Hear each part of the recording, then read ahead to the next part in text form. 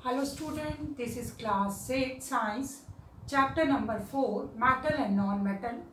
This is third video of this chapter. In this video we are going to learn about the physical and chemical property of base. Before starting this, we have to learn about what is corrosion. When metal are kept in open atmosphere for a long period of time, their surface become dull. क्या होता है जब हम metal को काफी समय तक क्या कर देते, ओपन एटमॉस्फेयर में रख देते, तो उनका सरफेस क्या हो जाता है, थोड़ा डल हो जाता है. तो डल आपने देखा भी है, iron nail getting covered with rust. जो लोहे की कीले है वो किससे, रस्ट उसके ऊपर आ जाता है. The surface of aluminium utensil become dull with use. जैसे हम एल्युमिनियम के बर्तन जो यूज करते हैं वो भी क्या होते हैं, डल हो जाते हैं.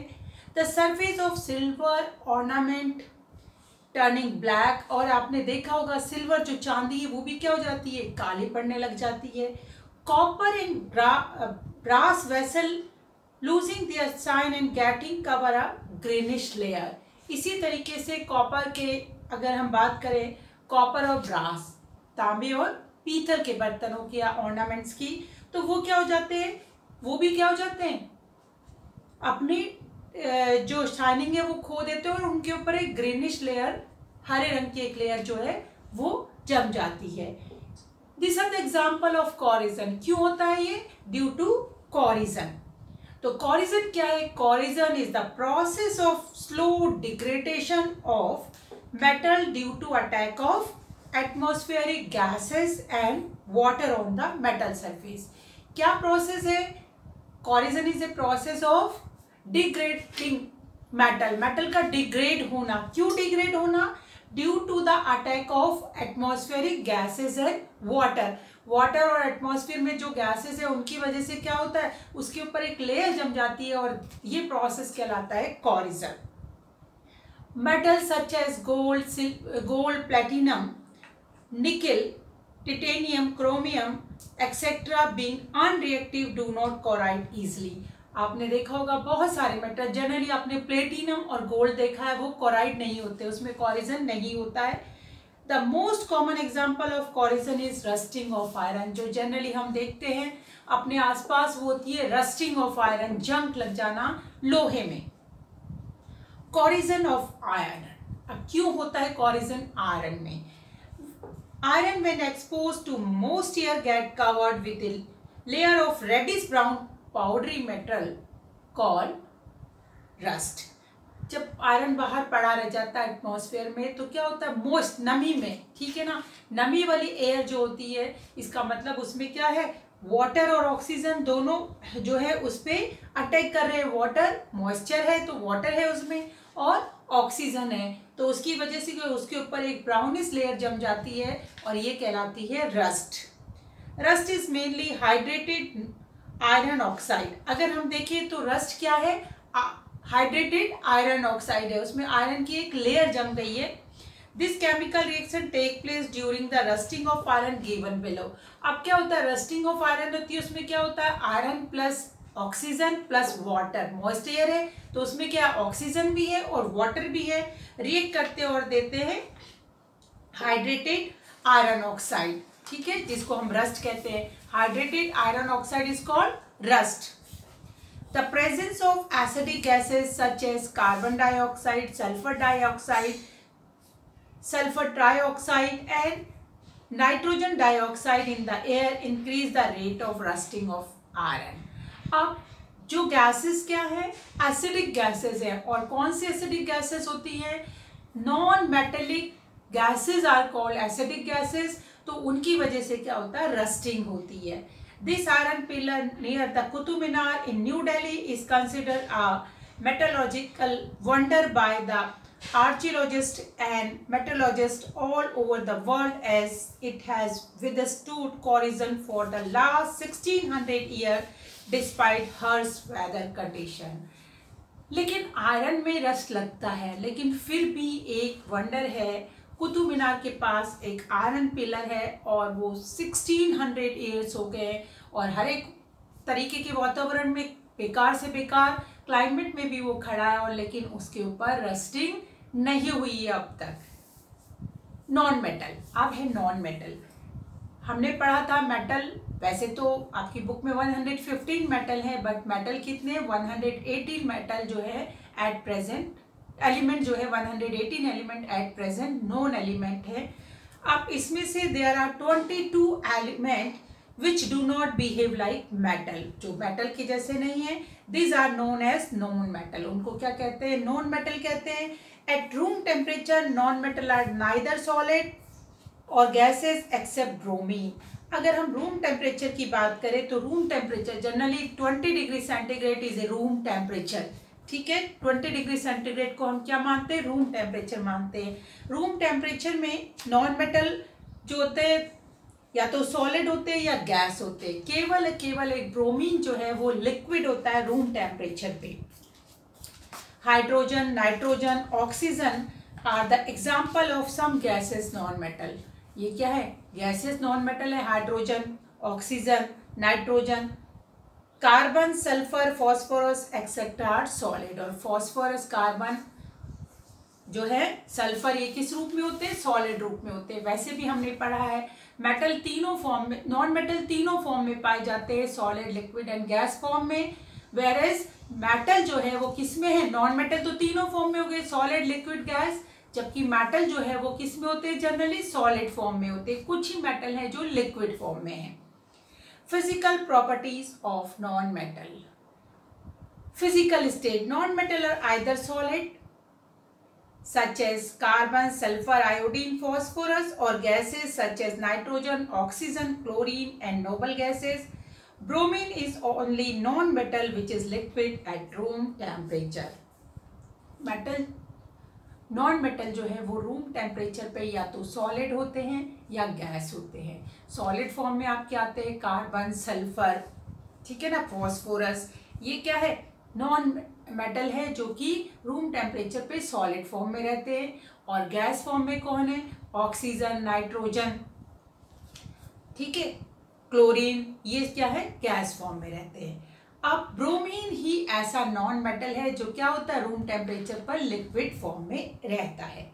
अब अपीयरेंस कैसा होता है, appearance of metal is shining, lustrous था, हमने पढ़ा था मेटल का अपीयरेंस क्या था, कैसा था, लस्टीरियस था। जबकि appearance of non metal are non lustrous, have a dull appearance. तो कैसा है, डल है, नॉन लस्टीरियस है।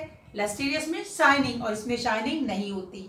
अब इसमें भी एक वो है, but graphite and iodine has lustrous surface. लेकिन ग्रेफाइट और क्या है, कार्बन का ऑलोट्रॉप है ग्रेफाइट। ग्रेफाइट और आयोडीन जो है वो लस्टीरियस है। जनरली तो सारे क्या होते हैं, नॉन लस्टीरियस होते हैं, but graphite and iodine are lustrous. Hardness, non metal are soft, for example phosphorus is soft and can be cut with knife.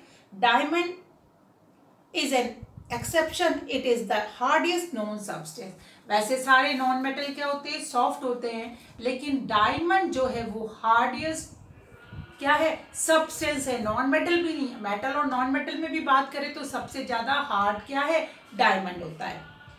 Malleability, non metal are non malleable. Malleability क्या थी, property थी metal की, जिससे हम उसको क्या कर सकते थे, शीट्स में चेंज कर सकते थे। लेकिन non metal are non malleable, they cannot be hammered into sheet, they are brittle solid, for example sulfur etc. when hammered they break into pieces. Non metal क्या होते हैं, नॉन मैलिएबल है, means ये brittle होते हैं। Brittle मतलब जो चकनाचूर हो जाते हैं, जैसे इसको क्या करते हैं, हैमर्ड करते हैं, मतलब हथौड़े से मारेंगे, ये क्या हो जाएगा, पीसेस में स्प्लिट हो जाएगा, ब्रेक हो जाते हैं नॉन मेटल। डक्टाइल भी नहीं होते, non metal are non ductile, they cannot drawn into wire because they are brittle and break into pieces। क्योंकि वो ब्रिटल है इसलिए ना तो मैलिएबल है और ना ही डक्टाइल है। तो non metal are non malleable and non ductile. Electric conductivity, non metal are bad conductor of electricity. Non metal जो है वो इलेक्ट्रिसिटी के बैड कंडक्टर है। Non metal are non conductor of heat, exception are carbon and graphite. और इसी तरीके से heat की बात करें तो non metal are bad conductor of heat except carbon और ग्रेफाइट को छोड़ दे तो बाकी सारे नॉन मेटल जो है वो क्या है, बैड कंडक्टर ऑफ हीट होते हैं। Tensile strength, non metal have low tensile strength, they are not strong and break easily. Tensile strength उनकी कम होती है, बहुत आसानी से उसको ब्रेक किया जा सकता है, तोड़ा जा सकता है नॉन मेटल को। Density, non metal are usually low density, इनकी डेंसिटीज क्या होती है, लो होती है, जबकि मेटल की डेंसिटी क्या थी, हाई डेंसिटी थी। नॉन सोनोरियस, मतलब सोनोरियस क्या होता है, जब क्या हो, बीट करने पे वो क्या दे, एक साउंड प्रोड्यूस करे, तो रिंगिंग साउंड। तो non metal are non sonorous, that is they do not produce ringing sound when struck. Melting and boiling point, non-metal generally have low boiling and melting point except graphite which is an allotrope of carbon has high melting and boiling point. non-metal के melting और boiling point low होते हैं, जबकि केवल और केवल अगर हम बात करें ग्रेफाइट की तो उसके melting और boiling point high है। अब जैसे हमने मेटल की केमिकल प्रॉपर्टीज पढ़ी थी वैसे ही नॉन मेटल की chemical properties. Reaction with oxygen, जब नॉन मेटल जो ऑक्सीजन से रिएक्ट करता है तो वो क्या बनाता है, नॉन मेटल ऑक्साइड बनाता है। अब नॉन मेटल क्या था, कार्बन, ठीक है, कार्बन प्लस ऑक्सीजन क्या बन गया, कार्बन डाइऑक्साइड। और ये क्या है, नॉन मेटेलिक ऑक्साइड है and non metallic oxide are acidic in nature. Non metallic oxide क्या होते हैं, एसिडिक होते हैं नेचर में। इसी तरीके से सल्फर प्लस, सल्फर क्या है, नॉन मेटल है, plus oxygen, sulphur dioxide. Sulphur dioxide is also acidic in nature, क्या है, नॉन मेटल ऑक्साइड है। और जब हम क्या करते हैं, सल्फर डाइऑक्साइड को, कार्बन डाइऑक्साइड को वाटर में हम क्या करते हैं, ऐड कर लेते हैं, इनको डिसॉल्व करते हैं वाटर में, और ये क्या बनाते हैं, वो एसिड फॉर्म करते हैं। जब भी हम सल्फर डाइऑक्साइड को और कार्बन डाइऑक्साइड को वाटर में डिसॉल्व करेंगे तो ये बनाएंगे एसिड, ठीक है। और इसी तरीके से फॉस्फोरस भी नॉन मेटल है, ऑक्सीजन से रिएक्ट करता है और बनाता है फॉस्फोरस पेंटाऑक्साइड। और इसको भी जब हम क्या करते हैं, पानी में डिसॉल्व करेंगे तो ये बन जाएगा फॉस्फोरिक एसिड। और हाइड्रोजन भी क्या है, नॉन मेटल है, जब ऑक्सीजन से रिएक्ट करता है तो बनता है वाटर। इसी तरीके से beside water and carbon monoxide, nitrous oxide also known as laughing gas are neutral oxide. आप बाकी तो क्या है, एसिडिक ऑक्साइड है, जो नॉन मेटल ऑक्साइड है एसिडिक ऑक्साइड है, लेकिन क्या कार्बन मोनोऑक्साइड, नाइट्रियस ऑक्साइड जिसको हम लाफिंग गैस भी बोलते हैं, ये क्या है, ये है न्यूट्रल ऑक्साइड, क्योंकि ये ना तो एसिडिक है और ना ही बेसिक होते हैं। रिएक्शन विथ वाटर, अब वाटर के साथ नॉन मेटल जो है do not react with water, non metal water के साथ रिएक्ट नहीं करते हैं। Same reaction with acid, non metal acid के साथ भी रिएक्ट नहीं करते हैं। Reaction with basis, the reaction of non-metal with base is quite complex. Some non-metal react with alkalis to form compound which are used for bleaching purpose. For example, कुछ non-metal react कर देते हैं base के साथ और क्या बनाते हैं, कुछ कॉम्प्लेक्स सब्सटेंस बनाते हैं, जैसे ब्लीचिंग पाउडर बन गया, ठीक है ना। White phosphorus react with aqueous sodium hydroxide solution to form sodium hypophosphate and phosphine gases. तो ये कुछ चीजें हैं जो आप आगे जाके 9th-10th में अच्छे से पढ़ेंगे। अब यूजेस ऑफ मेटल, मेटल की क्या यूजेस हैं, हमने अपनी डेली लाइफ में बहुत सारे यूजेस देखे हैं। सबसे पहले metal are good conductor of electricity, तो इस प्रॉपर्टी की वजह से हम इसको यूज करते हैं किस काम के लिए? For making wire, conducting wire जो है तार बनाने के लिए काम करते हैं। Metal are good conductor of heat, और इसकी इस प्रॉपर्टी की वजह से हम इसको यूज करते हैं किसमें? कुकवेयर्स बनाने में, यूटेंसिल बनाने में, जो खाना पकाने के काम आते हैं। इसी तरीके से मेटल आर लस्टीरियस और लेस रिएक्टिव है, तो इन दोनों प्रॉपर्टी की वजह से हम इसको यूज करते हैं ज्वेलरी बनाने के लिए। Mercury is use for making, mercury is used in thermometer. बताया था क्यों? मरकरी इज एक तो लिक्विड होता है और दूसरी इसकी प्रॉपर्टी है ये टेम्परेचर के अकॉर्डिंग क्या होता है? कॉन्ट्रैक्ट और एक्सपैंड होता है। तो इस प्रॉपर्टी की वजह से हम इसको यूज करते हैं किसमें? थर्मामीटर में। Iron is use for making, अब टेक्सटाइल स्ट्रेंथ अच्छी होती है, इसी को देखते हुए हमने आयरन को यूज किया है ब्रिज, रेलवे ट्रैक, ठीक है, शिप्स, आयरन सीट, बार, बिल्डिंग के लिए जो बार बनते हैं, सरिया बनते हैं, उनको बनाने में। तो ये था यह some uses of metal. Some uses of non metal, carbon in the form of graphite is used for making black lead pencil। Pencil की जो आपकी अंदर लेड होती है वो किसकी होती है? ग्रेफाइट की होती है, तो उसको बनाने के काम आता है कार्बन, ठीक है, क्योंकि ग्रेफाइट क्या है? कार्बन का ही ऑलोट्रॉप है। Phosphorus is used for manufacture of matchstick, insecticide, pesticide and fertiliser, और ऐसे ही फॉस्फोरस को हम इंसेक्टिसाइड, पेस्टिसाइड, फर्टिलाइजर के लिए, और मैच स्टिक जो है माचिस की तिलियां, उनमें हम यूज करते हैं। और इसी तरीके से phosphorus is also use to prepare firework, पटाखे बनाने के काम आता है फॉस्फोरस, एंड स्मोक स्क्रीन।